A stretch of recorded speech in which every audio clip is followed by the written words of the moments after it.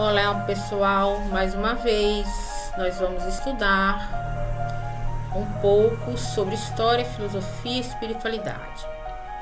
Eu não sei se vocês assistiram o vídeo anterior que fala sobre educação infantil, que fala um pouco sobre Maria Montessori, fala sobre um pouco sobre o socioconstrutivismo e também sobre educação integral, que são parâmetros metodológicos da educação infantil, mas que também servem para que nós venhamos a refletir sobre a compreensão das coisas da vida, dos nossos aprendizados espirituais, emocionais, cognitivos, como a educação integral vê.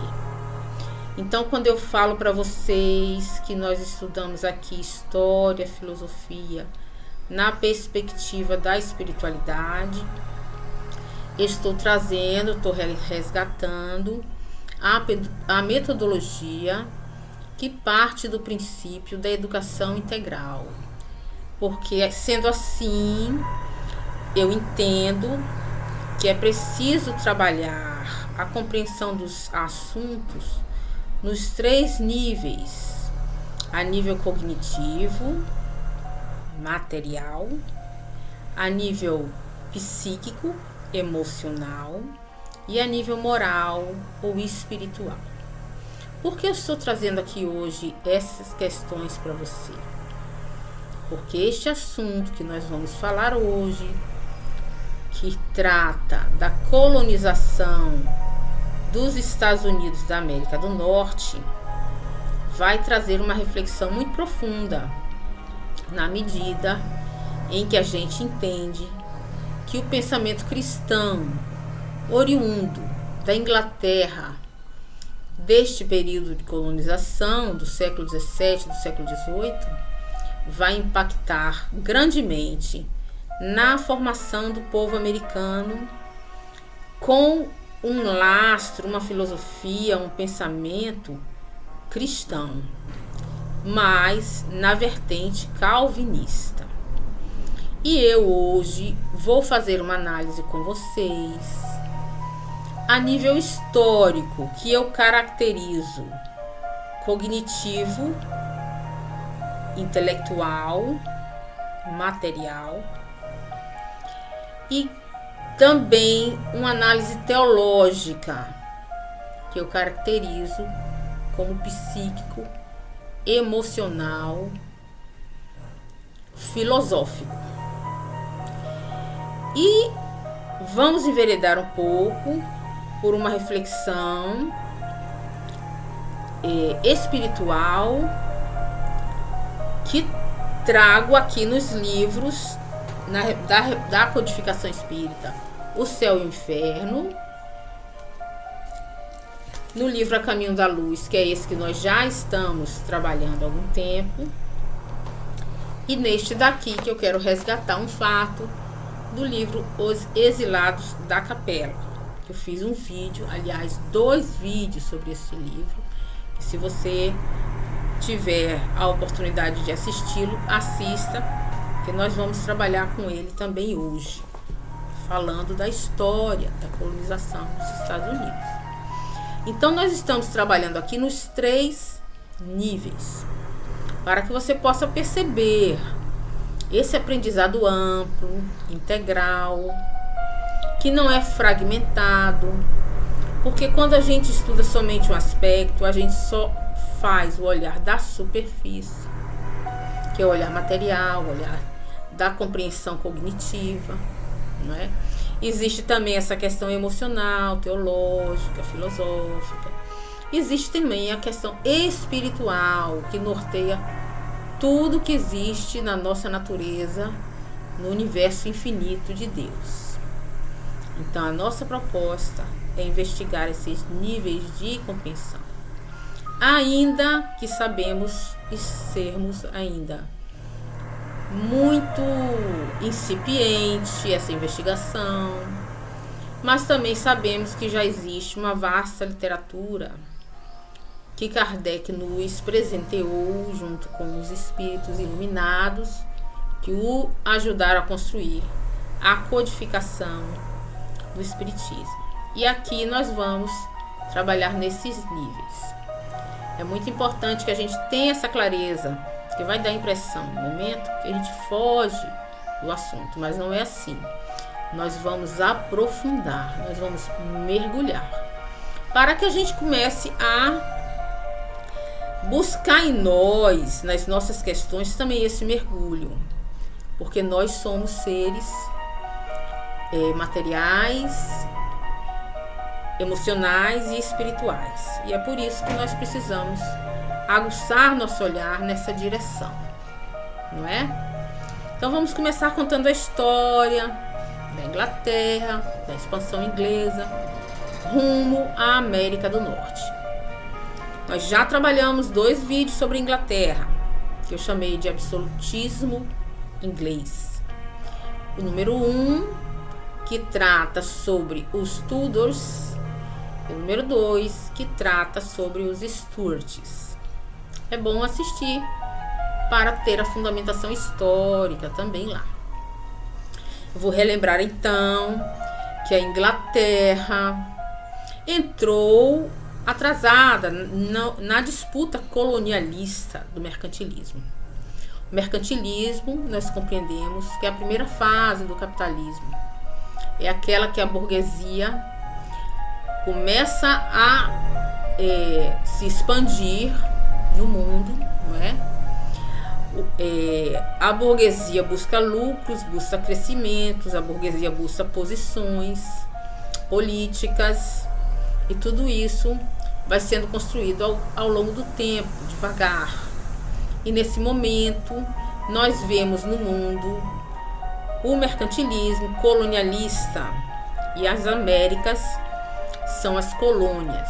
Nós já falamos da colônia do Brasil, que foi dividida ali no Tratado de Tordesilhas, não é? Entre Portugal e Espanha. Portugal e Espanha foram os primeiros a despontar nos mares na conquista do Novo Mundo. E o Tratado de Tordesilhas dividiu o Novo Mundo entre Portugal e Espanha. Porém, a Inglaterra e a França, também os holandeses, né, outros povos, ficaram insatisfeitos com essa divisão.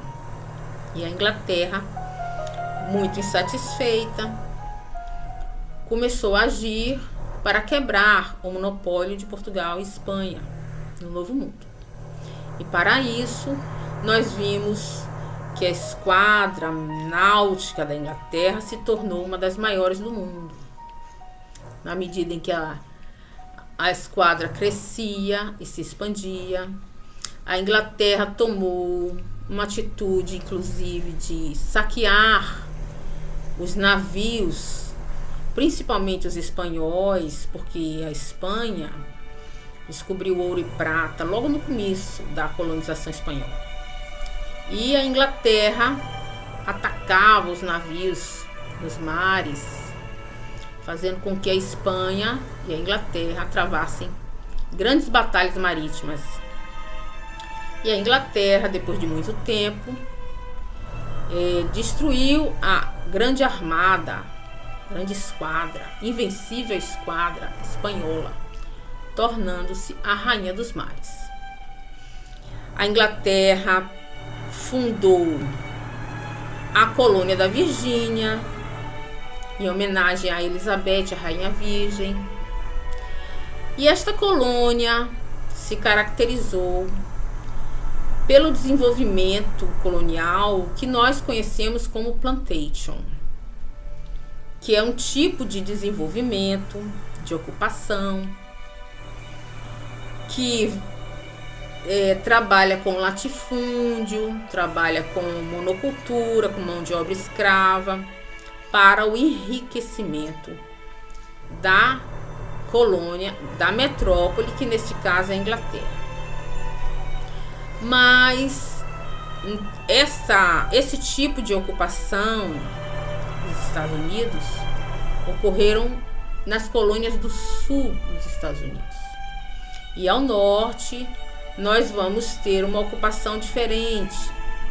Nós vamos ter a chegada de várias famílias que vêm da Inglaterra para o Novo Mundo, numa promessa de grandes vantagens, de oportunidades, como nós conhecemos assim até hoje os Estados Unidos como terra de oportunidades. Então as famílias saem da Inglaterra e migram para os Estados Unidos, porque nós sabemos também que a Inglaterra promoveu o desenvolvimento da indústria têxtil, que no primeiro momento era realizado com a lã do carneiro, da ovelha. E é por isso que nós conhecemos como cercamentos, lá na Idade Média. E cercou as terras comunais, que serviam de subsistência para as pessoas mais pobres, os servos da Idade Média. Essas terras serviram para a criação de ovelhas, a fim de alimentar a incipiente indústria têxtil que surgia naquele momento. Nós vamos ver essa indústria crescer, se desenvolver. E aqui no momento da colônia, no colonialismo, essa indústria vai também utilizar o algodão do plantio das colônias inglesas, porque foram 13 colônias inglesas que foram fundadas pela Inglaterra e que ocupam praticamente só ali no litoral dos Estados Unidos. Depois é que vai ter uma expansão para o oeste. Mas nesse momento nós vamos ver a ocupação dessas colônias pelas famílias que vêm da Inglaterra. As pessoas que foram expulsas dos campos e migraram para as grandes cidades aumentaram a mão de obra que surgia das indústrias nos centros ingleses daquele período.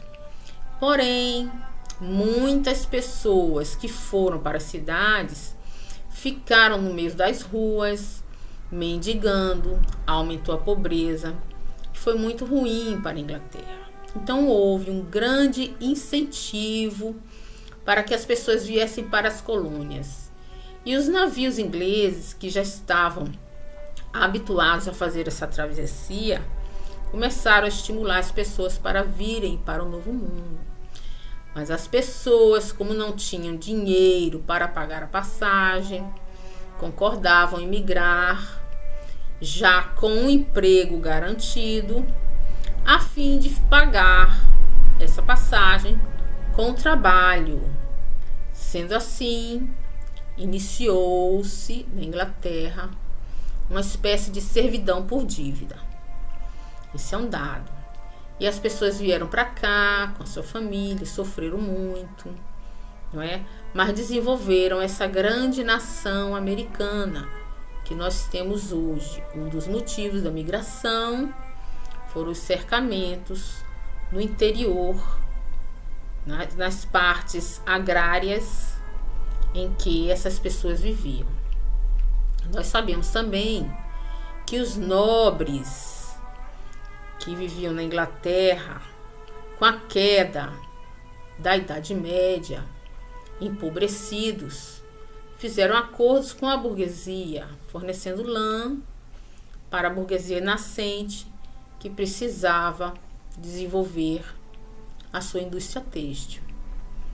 Então, aos poucos, essa burguesia vai se desenvolvendo com auxílio dos nobres aburguesados, os pequenos nobres, porque existe ainda a grande nobreza ligada ao rei, o rei absolutista. Nós trabalhamos isso em outros vídeos. Então, um dos fatores dessa migração foi a necessidade de buscar uma nova forma de vida para plantar, para desenvolver a lavoura, desenvolver a criação de animais, como eles faziam no interior da Inglaterra. E no norte dos Estados Unidos foi muito propício esse tipo de atividade, já que o clima era mais parecido do que as regiões tropicais. Outro fator de grande importância e relevância é a expulsão das pessoas porque foram perseguidas enquanto religiosas. Esse é um fator muito importante que nós temos a analisar cuidadosamente. Vai surgir a Igreja Anglicana, que foi fundada pelo rei Henrique VIII. Eu já falei para vocês isso no vídeo que a gente fala sobre os Tudors. O rei Henrique VIII fundou a Igreja Anglicana porque teve alguns desentendimentos com o Papa e precisava se casar com Ana Bolena. Eu já falei isso no outro vídeo, não é? Ele fundou a Igreja Anglicana. E o rei Henrique VIII, ele era absolutista. Ele se tornou o líder da igreja e o líder do Estado. Inclusive, quando ele fundou a Igreja Anglicana, ele confiscou todos os bens da Igreja Católica e confiscou os bens dos nobres católicos e perseguiu aqueles que não aceitavam a Igreja Anglicana. Esse é um dado. Nós também sabemos que depois de um tempo, o desenvolvimento do calvinismo, que nós conhecemos como puritanos na Inglaterra, foi muito grande. E os calvinistas também foram perseguidos, não só pela Igreja Católica, como pela Igreja Anglicana. Aqui no livro A Caminho da Luz tem um dado muito importante, relevante, que nós temos que refletir para que a gente possa compreender como que pensavam os calvinistas que vieram para os Estados Unidos. E eu vou ler aqui um trecho que Emmanuel traz sobre a formação das religiões que surgiram após Lutero fazer sua crítica à Igreja Católica. Então, na página 167 do livro A Caminho da Luz, Emmanuel traz uma reflexão muito interessante. Porque existe um documento no século XVI que autorizou que várias pessoas pudessem interpretar a Bíblia. Quando Lutero fez as suas 95 teses e chamou as pessoas para dialogarem sobre as questões das Escrituras, Lutero convoca aquelas pessoas para fazerem uma reflexão e para abrir a discussão acadêmica em torno do assunto das Escrituras, que antes de Lutero só podia ser interpretado pela Igreja. Então, Lutero escreveu uma Bíblia em alemão e permitiu que várias pessoas pudessem ler a Bíblia, já que esta Bíblia era lida somente em latim pelos padres, pelos monges, pelos nobres ligados à Igreja Católica. Veja só o que Emmanuel fala na página 167. De 1521 a 1505, viveram momentos de angustiosas expectativas nos bastidores da tragédia religiosa. Mas depois da Concordata de Augsburgo, instituiu-se um regime da mais larga tolerância recíproca. O que ele está dizendo aqui é que esse documento, Concordata de Augsburgo, protegeu as pessoas que queriam ler a Bíblia, para que elas pudessem interpretá-la da forma que compreendiam. E continua Emmanuel. O direito ao livre exame, porém, dividiu a reforma em vários departamentos religiosos, de acordo com a orientação pessoal de seus pregadores ou das conveniências políticas do meio em que viviam. O que quer dizer aqui é que as pessoas começaram a interpretar a Bíblia, as Escrituras Sagradas, de acordo com seus interesses políticos e econômicos. E aí vai surgir várias vertentes do cristianismo por causa da discussão teológica e dos desacordos entre eles sobre o mesmo assunto. Olha o que ele fala aqui. Na Alemanha era o protestantismo, com os partidários dos princípios de Martinho Lutero. Na Suíça e na França era o calvinismo, e na Escócia a igreja presbiteriana. E ele continua aqui, ó. Na Inglaterra a questão veio tornar-se mais grave.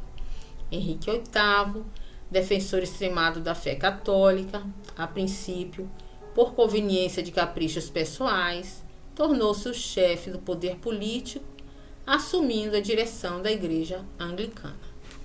Então ele coloca aqui que essa igreja está ligada aos interesses políticos, aos interesses dos reis, aos interesses dos acadêmicos. E são eles que vão fazer com que várias e várias vertentes do pensamento cristão se espalhem pela Europa. Inclusive ele cita aqui, ó, na França os huguenotes se encontravam muito bem organizados, mas surgem as complicações de natureza política. O gênio despótico de Catarina de Médici ordena a matança de São Bartolomeu. Então existe esse episódio muito triste da história da França, que é a matança de São Bartolomeu. Olha aqui, ele continua. O movimento sinistro, que durou 48 horas, começou em 24 de agosto de 1572, sofrendo a reforma, um dos mais amargos reveses. Somente em Paris e subúrbios foram eliminadas 3.000 pessoas. Então vejam, depois que Lutero abriu esse pensamento para que todos pudessem refletir, foi uma faca de dois gumes, porque era necessário que a Igreja Católica refletisse sobre o caminhar da história, como estava lidando com as questões do Evangelho e a prática com as pessoas, mas abriu a porta para que várias e várias formas de interpretação fossem usadas segundo interesses políticos de várias pessoas. Então, o que nós vamos ver aqui na Inglaterra é o crescente pensamento do pensador, teólogo francês, escritor João Calvino. E este pensamento, essa estrutura filosófica, teológica de pensar, vai acompanhar as pessoas que saíram da Inglaterra para formar as 13 colônias nos Estados Unidos. E é por isso que nós temos também que pensar sobre como Calvino entendia as escrituras, sempre na intenção de fazer um mergulho filosófico, emocional e espiritual, que muitas vezes ainda para nós é limitado, mas que nós, com esse material que Emmanuel nos traz, podemos refletir sobre essa questão. E é isso que eu vou fazer aqui com vocês agora.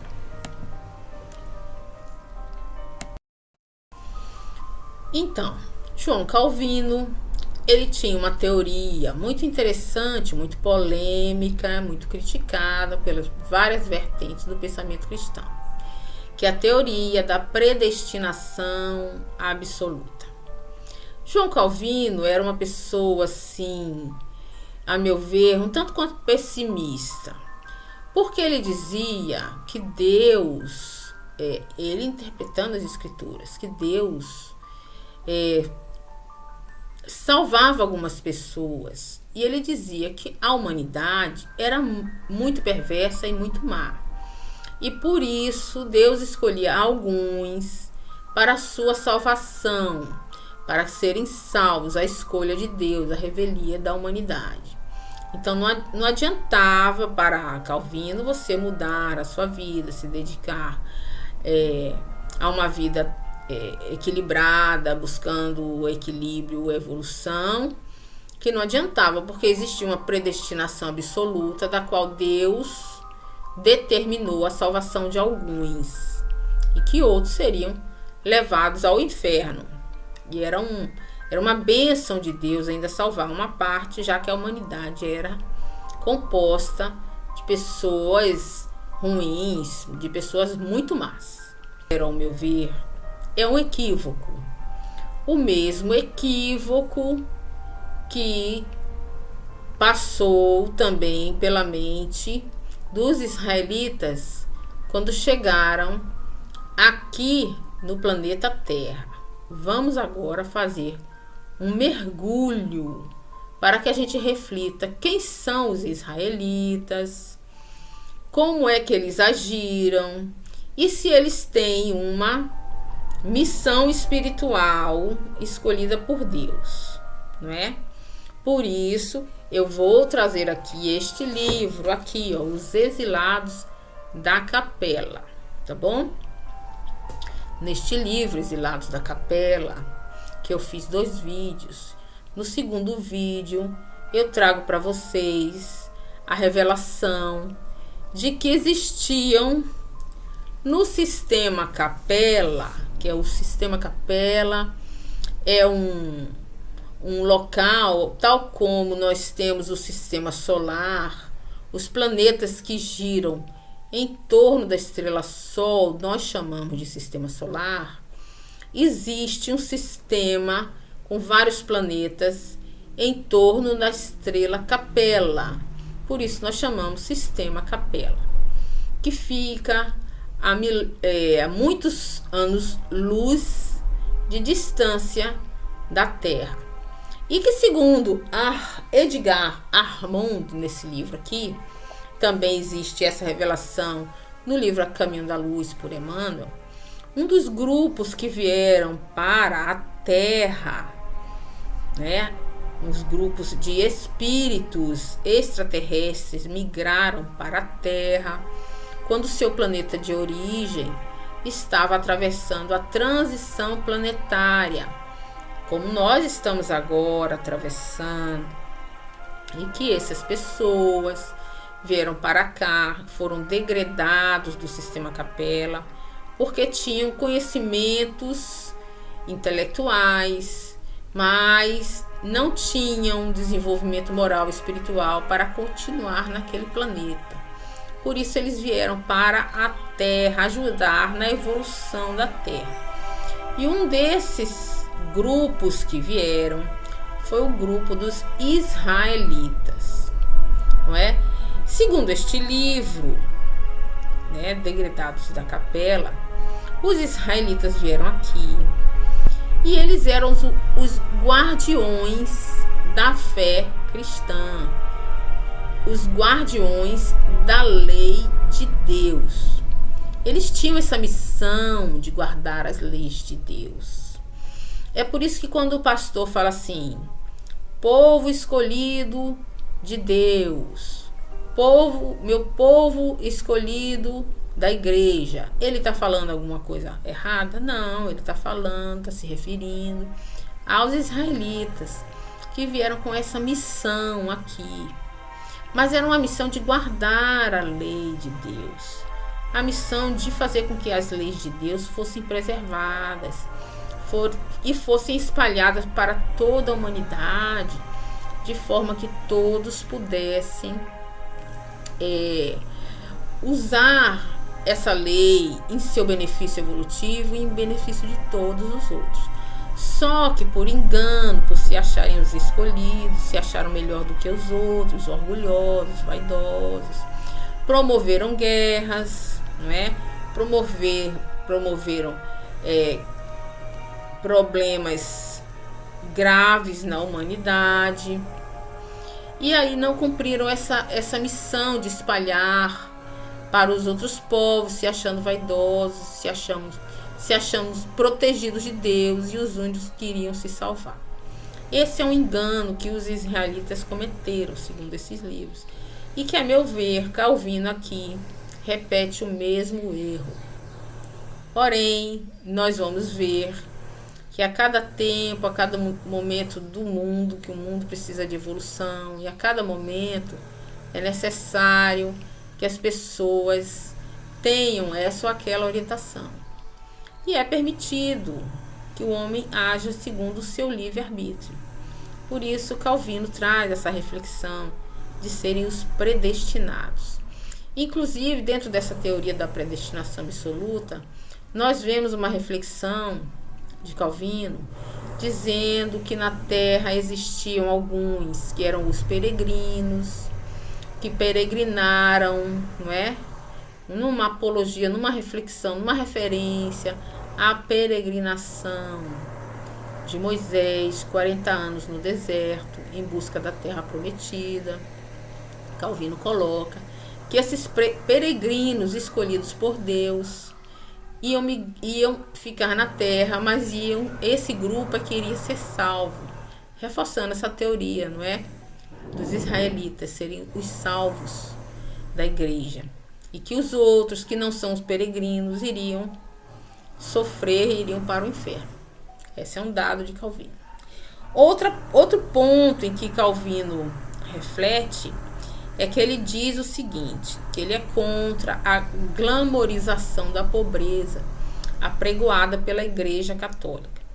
Ele acha que o homem prova sua fé quando ele prospera e fica rico. Então, segundo Calvino, a prosperidade é uma forma de manifestação da fé, o que coube como uma luva na teoria da burguesia crescente, período que nós estamos estudando. Então, esse pensamento, ele vai para os Estados Unidos com o povo e vai promover a riqueza aí do país que está agora nascendo, não é? Entre outras tantas vertentes também do pensamento de Calvino. Calvino, o pensamento dele é muito radical. Ele tem situações de proibição de festas, de passeios aos domingos, né? De uma forma muito rígida de conduta moral, que de uma certa forma, para esse povo sofrido que atravessou o mar para colonizar o Novo Mundo, é uma forma de levar a organização, a disciplina, fomentar o desenvolvimento, o progresso para esses povos, né? De uma certa forma, ainda que equivocada, ajudou as pessoas a caminharem, né? Calvino utiliza muito a teoria de Paulo de Tarso para evidenciar a sua fala, o que, a meu ver, muitas vezes é equivocada, porque na medida em que ele não gosta do aspecto de respeito pela pobreza que a Igreja Católica tem, não é? A Igreja Católica, não a instituição em si, mas os santos da igreja, como Francisco de Assis, que se despe das riquezas da família para seguir a Cristo, acreditando que um nível espiritual de iluminação é preciso se libertar da matéria, não é?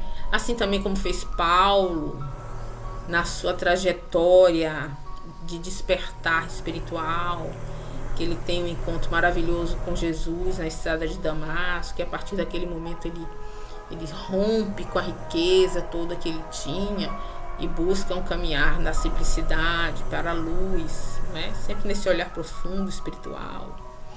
O Calvino já não tem isso, ele fomenta mesmo o enriquecimento, ele fomenta também o trabalho, a luta, né?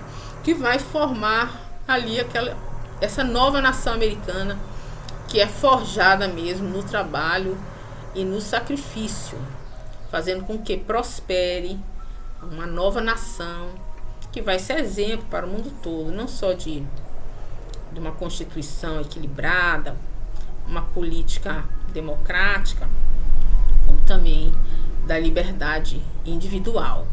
Então Calvino, ele é esse lastro filosófico para esses povos que vão habitar o novo mundo da América do Norte. Vamos dar uma olhadinha como Emmanuel fala também desses habitantes do novo mundo. Ele tem um recado carinhoso, eu acredito, que é muito importante a gente dar uma analisada. Então, aqui na página 172, quando do livro A Caminho da Luz, ele fala um capítulo que ele denomina Refúgio da América. Aí ele coloca aqui, para o hemisfério do Novo Mundo, afluíram todas as entidades conclamadas à organização do progresso futuro. Muitas dessas personalidades haviam adquirido o senso da fraternidade e da paz, depois de muitas lutas no antigo continente. Exaustas de procurar a felicidade nos limites estreitos dos sentimentos exclusivistas, sentiam no íntimo as generosas florações de reformas edificantes, compreenderam a verdadeira solidariedade na comunidade universal. Foi por essa razão que, desde os seus primórdios, as organizações políticas do continente americano se tornaram baluarte de paz e de fraternidade para o orbe inteiro. Então veja aqui como ele fala, né, que as pessoas que saíram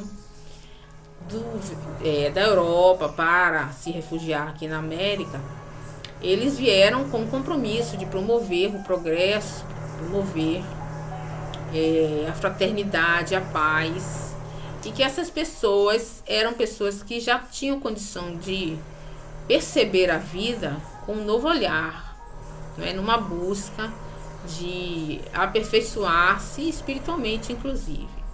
Ele está colocando aqui no comecinho, fala assim, considerando o movimento das responsabilidades gerais e isoladas, o plano invisível sobre a orientação de Jesus conduziam para a América todos os espíritos sinceros e trabalhadores que não necessitassem de reencarnações no mundo europeu, onde indivíduos e coletividades se prendiam cada vez mais na cadeia das existências de provações expiatórias. Então, enquanto muitas pessoas na Europa ficavam gerando causas expiatórias, alguns que já eram pessoas preparadas para o trabalho, para o sacrifício, para as lutas que era necessário para povoar a América, não é? A América do Norte, a América do Sul, inclusive do Brasil também, a gente pode falar isso. Vieram pessoas para cá, para a redenção espiritual e também para promover o progresso. Então nós vamos ver aqui que os Estados Unidos têm essa missão de progresso, de fraternidade, de paz, porque neste país que nós hoje reconhecemos como uma grande nação, migraram pessoas não só da Inglaterra, mas da França, da Escócia, da Irlanda, não é? Holandeses também e vários outros. Até hoje nós vemos aí muitas pessoas do mundo inteiro migrando para os Estados Unidos, que tem essa missão do progresso mesmo, de edificar uma nação que seria espelho para todo o mundo da atualidade. Nós vamos ver essa reflexão. E aqui também eu quero falar um pouco sobre esse livro aqui, O Céu e o Inferno, não é? De Allan Kardec, que é uma reflexão muito profunda sobre a questão da salvação, não é? Porque nós não acreditamos na predestinação absoluta. Nós fomos aqui informados pela espiritualidade, que fomos criados simples e ignorantes, e no caminhar na nossa evolução reencarnatória, em vários momentos que renascemos no planeta, vamos evoluindo e vamos nos aperfeiçoando a fim de um dia encontrarmos o caminho que Jesus nos ensinou, que é a perfeição, quando ele diz: sede perfeitos, assim como o vosso Pai que estás nos céus. E Jesus nunca falou do inferno, nunca falou de maltratos. Jesus nos recomendou a perdoar 70 vezes 7 vezes, não é? Jesus nos convocou a ir para o seu caminho. Vinde a mim, todos vós que estáis aflitos e sobrecarregados, que eu vos aliviarei. Então Jesus nunca trouxe esse recado do inferno, nunca trouxe essa dor absoluta. Ele resgatou almas como Paulo de Tarso, que eu já citei aqui. Ele resgatou almas pecadoras que o seguiram, se transformaram e hoje são exemplos de iluminação, e que todos nós podemos seguir seus passos sempre na intenção de nos melhorarmos. E que você que acredita que existe o céu, que existe o inferno, eu recomendo a leitura do livro Céu e Inferno de Allan Kardec. É uma obra belíssima que fala sobre essas questões teológicas e aprofunda cada pensamento desses grupos que se formaram a partir da reflexão do trabalho de Lutero. Nesse livro ele traz relatos muito impressionantes de espíritos que desencarnaram e que voltaram para contar como foi o desencarne. E é importante que nós tomamos também essa reflexão espiritual para que nosso pensamento não fique fragmentado, não fique somente no aspecto cognitivo intelectual, que é apenas a primeira camada do conhecimento, não é? A primeira camada é material, depois vem mais uma que é filosófica, emocional, e a mais profunda de todas é a espiritual. E que nessas camadas de compreensão, muitas outras também, e dentro de cada uma delas existe essa divisão, e cada vez mais profunda e mais profunda. Quanto mais nós avançamos na compreensão, na nossa evolução espiritual, mais compreenderemos cada uma dessas questões, dessa compreensão inteira, integral, que precisamos ter em relação ao conhecimento. Muito obrigado por assistir o vídeo até agora. Fiquem com Deus. Deixe seu like, faça seus comentários e compartilhe. Muita paz e obrigado.